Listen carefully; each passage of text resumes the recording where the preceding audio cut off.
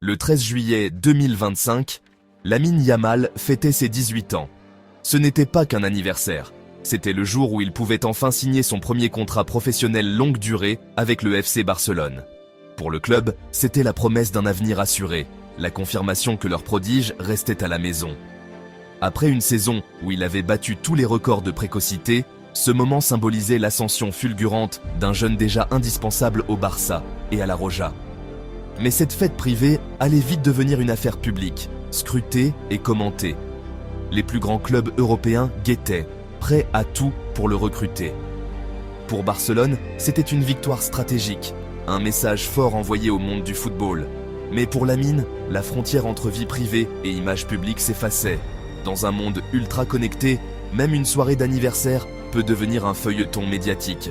Ce soir-là, il découvrait la complexité de la célébrité, où chaque geste est analysé. Pour les stars de son calibre, même la fête devient un spectacle. Pour comprendre l'effervescence autour de cet anniversaire, il faut revenir sur la saison écoulée. Lamine Yamal a explosé tous les espoirs artisans majeurs du titre en Liga leader offensif de la Roja. Il a enchaîné les performances de haut vol. À l'Euro 2024, il s'est imposé comme un phénomène et la saison suivante, il a confirmé son statut de star. Les comparaisons avec Messi et Ronaldinho fusaient, mais Lamine restait unique, avec sa propre magie. Son maillot était le plus vendu à Barcelone, les jeunes imitaient ses dribbles. Il était devenu un modèle pour toute une génération. La fête de ses 18 ans était perçue comme un événement national, un couronnement. Les médias spéculaient sur chaque détail, la pression était immense. Après tant d'efforts sur le terrain, il méritait une célébration mémorable. Mais chaque détail de la soirée allait être scruté. Lamine n'était plus seulement un jeune de Mataró, mais une étoile dont la vie appartenait au public. La Yamalmania atteignait son apogée. La fête devenait un symbole de son ascension fulgurante. Organiser l'anniversaire de Lamine Yamal, c'était garantir confidentialité et sécurité.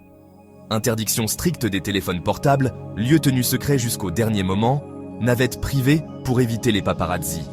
Une équipe de photographes professionnels a été engagée pour immortaliser la soirée, contrôlant ainsi toute communication visuelle. La liste des invités mêlait familles, amis d'enfance, coéquipiers du Barça, stars de la Roja et célébrités espagnoles. Chacun devait pouvoir profiter sans craindre les fuites. Tout était pensé pour créer une bulle hors du temps. La soirée promettait d'être l'événement le plus exclusif de l'été.